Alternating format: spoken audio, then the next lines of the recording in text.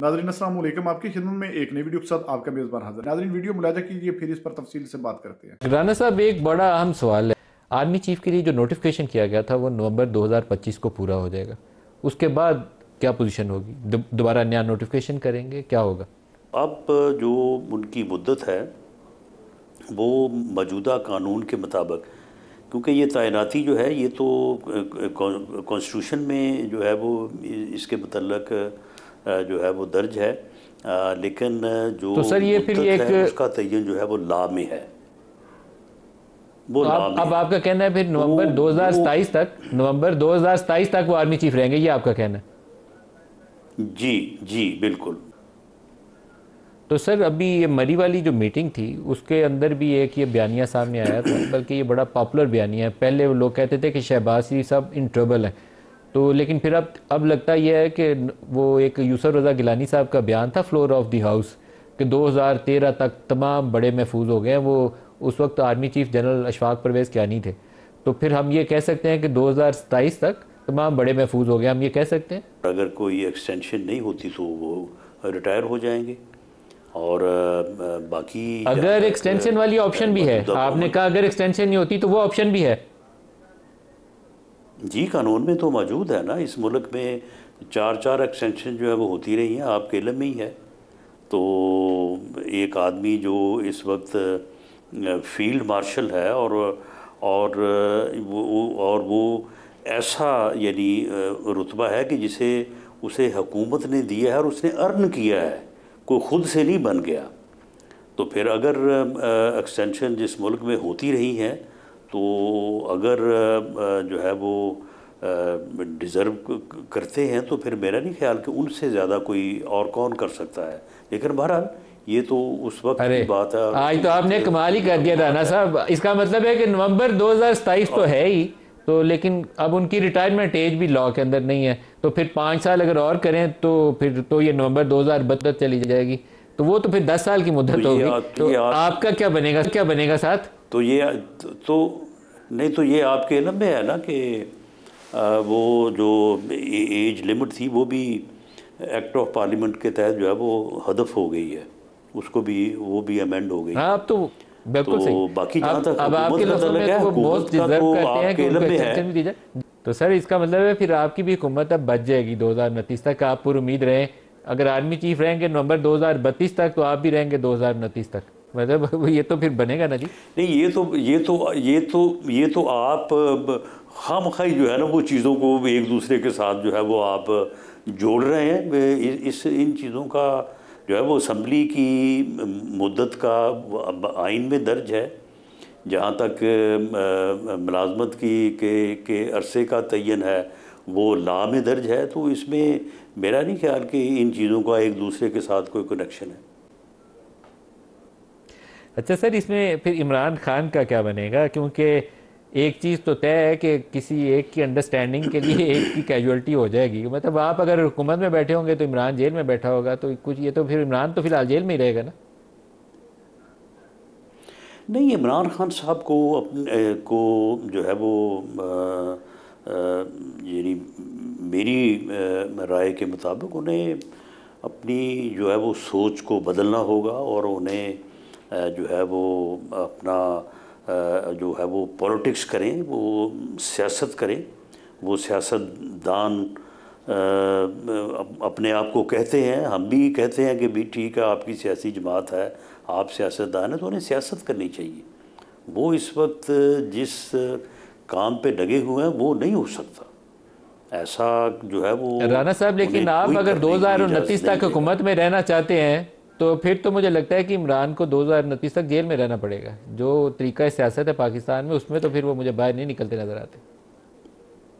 नहीं मलिक साहब, अगर इमरान खान साहब सियासत करना चाहते हैं, जेल में रह के करना चाहते हैं, जेल से बाहर आके करना चाहते हैं, तो वो तो उन्हें हमारी तरफ से तो हर वक्त ऑफ़र है। ये पिछले 2 माह में 3 मरतबा जो है प्राइम मिनिस्टर ऑफ पाकिस्तान ने जो है वो उनको बड़ी ही जो है वो खुले दिल से जो है वो उनको ऑफ़र किया है कि आएँ, बैठें, बात करें। जिस दिन अपना 13 और 14 अगस्त की रात जो फंक्शन था, वहाँ पे पूरी अस्करी क़यादत भी बैठी थी।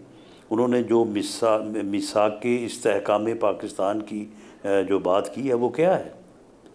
लेकिन इमरान खान साहब सर आपने पूरी पीटीआई को स्टीम रोल कर दिया है, पूरी अपोजिशन को आपने स्टीम रोल कर दिया। पीटीआई की सारी क़यादत जो है आपने तोड़ फोड़ ली है, बाकी जो हैं वो बेचारे अपनी जान बचाते नहीं तो मलिक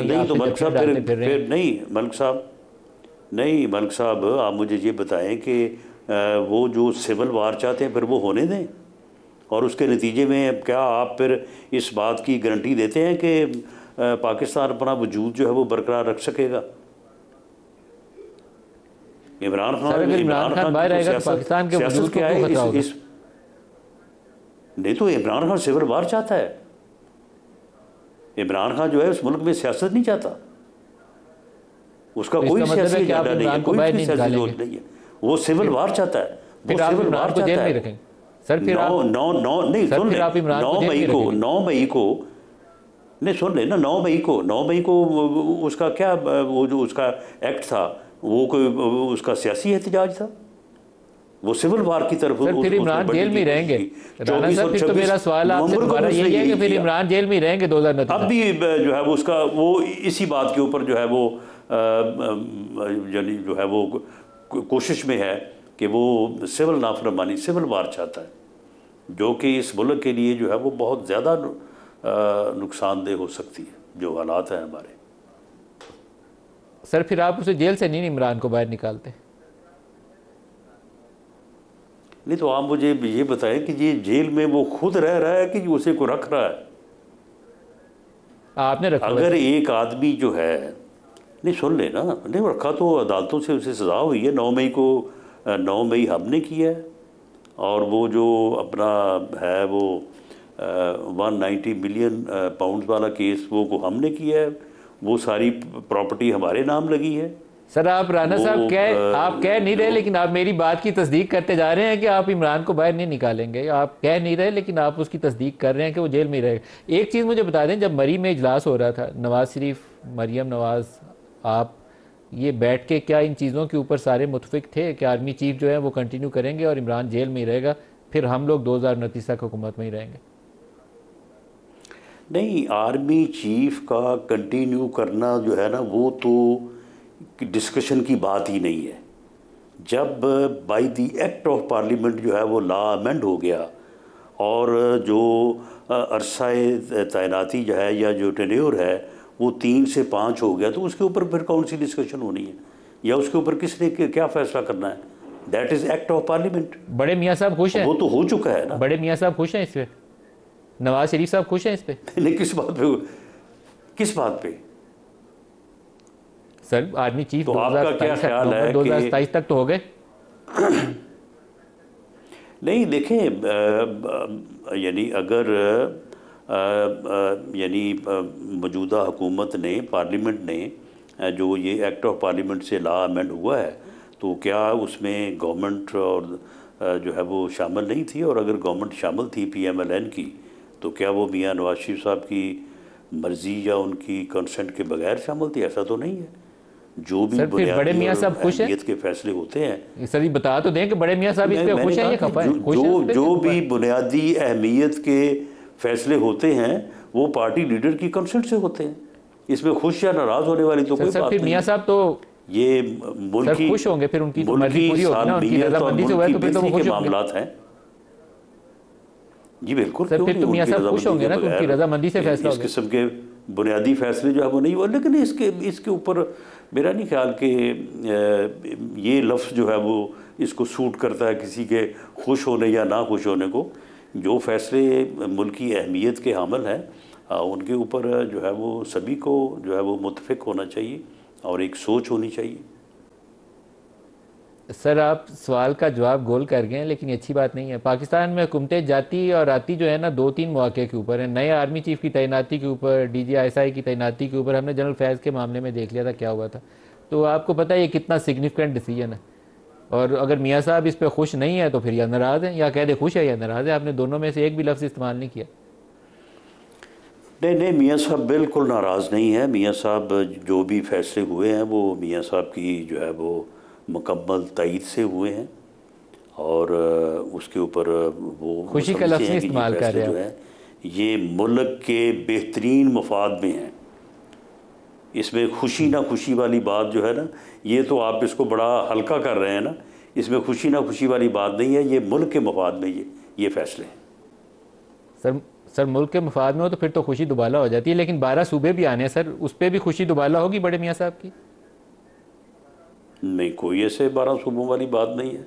ये तो ऐसे ही आपने मीडिया में बात चलाई हुई है, कभी 12 कह रहे हैं, सर कभी ये 30 बात कह आ रहे रही हैं। है, आप सर ये आ रही है करीब आपके पास, ये ड्राइविंग पहुंचने वाली है, तैयारी रखिएगा इसकी भी। चले ठीक है, लेकिन मेरा ख्याल है कि वाया बाल रोड आ रही है ये सर, बात बाल जो रोड है से ना, आते आते थोड़ा टाइम लगता है, पहुंच जाएगी। अच्छा, ये 30 है या 12 है? 12 है सर। बातें तो दोनों चल रही हैं। अच्छा जी, आपको जो पसंद होगा वो आप ले लें, 12 लेने हैं तो 12 ले लें, 30 लेने हैं तो 30 ले लें सर। नहीं, मेरा नहीं ख्याल कि आपकी ये ख़बर जो है ना, इसकी सेहत से जो है ना, सेहत के ऊपर मुझे शक है। आप इसको वेरीफाई करें दोबारा। सर सेहत पाकिस्तान में सूबों की वैसी कमज़ोर है आजकल, बारिशों और पानी और सैलाबों की वजह से, लेकिन ये संजीदा मामला है और ये नहीं नहीं, जल्दी आप लोगों के करीब आने वाला है। नहीं, ठीक है, बड़े मियां साहब वो को, तो एक ठीक क्लाइमेट चेंज है, लेकिन सुबह बड़े मियां साहब को बताना पड़ेगा इसके ऊपर भी कि कौमी मुफाद में है कि नहीं है, और वो खुश हैं कि नाराज़ हैं, इसके ऊपर उन्हें बताना पड़ेगा। इसमें ये गोल करके नहीं निकल सकेंगे, इस पर बताना पड़ेगा कि खुश हैं कि नाराज़ हैं 12 सूबे बनने पे। नहीं, 12 सूबे बनने की कोई बात इस वक्त अंडर कंसिडरेशन नहीं है। नाज़रीन, आपने ये वीडियो मुलाज़ा फरमाई। इस वीडियो के बारे में आपकी क्या राय है? कमेंट सेक्शन में कीमती राय दीजिए और अगली वीडियो तक आपने मेज़बान को दीजिए इजाज़त। अल्लाह हाफिज़।